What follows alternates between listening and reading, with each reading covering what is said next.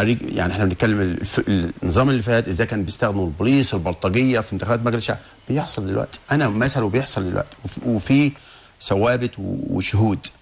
انا قاعد في امريكا لما نزلت رحت عشان اشوف ولادي في الكريسماس. انا بتفرج على ماتش الاهلي والمحله هناك في التلفزيون.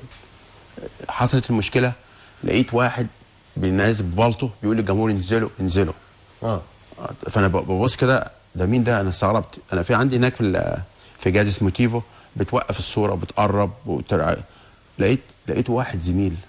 انا مش هخاف بنقول الاسماء، مش اتفضل يا كابتن. واحد زميله كان بيلعب معايا وهو عميد. في حاجه اهم من وصف. ما انا بقول لك بالظبط، وعميد الكابتن حسام عبد الغني. يا للاسف.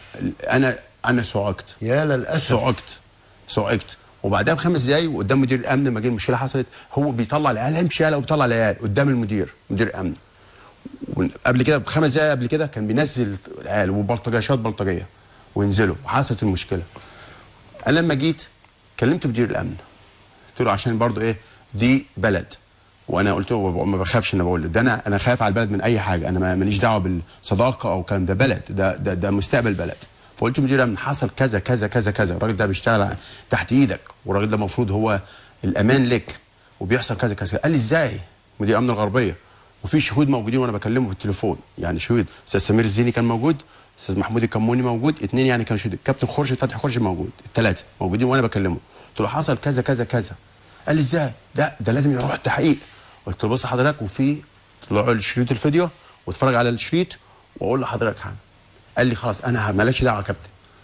بعديها باسبوع افوجئ ان كابتن حسام عبد الغني، انا قلت بقى مثلا هو ماسك نادي الشرطه في المحله، نادي اجتماعي في المحله، لقيت الكابتن حسام انه ماسك مدير الكوره في المحله.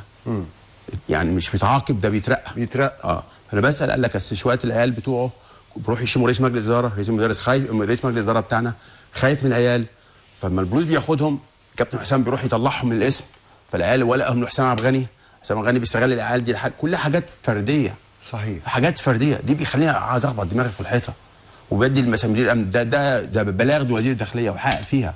اذا كان انا بقول على حاجه صغيره، بلاغ لوزير الداخليه من زكي عبد الفتاح، مواطن مش محتاج اقول عليه شجاع، مواطن طبيعي جدا، طبيعي جدا، بسم الله الرحمن الرحيم، مواطن طبيعي جدا، بيقول كلام بالاسماء بالارقام بالمواعيد محدده. لنا الله.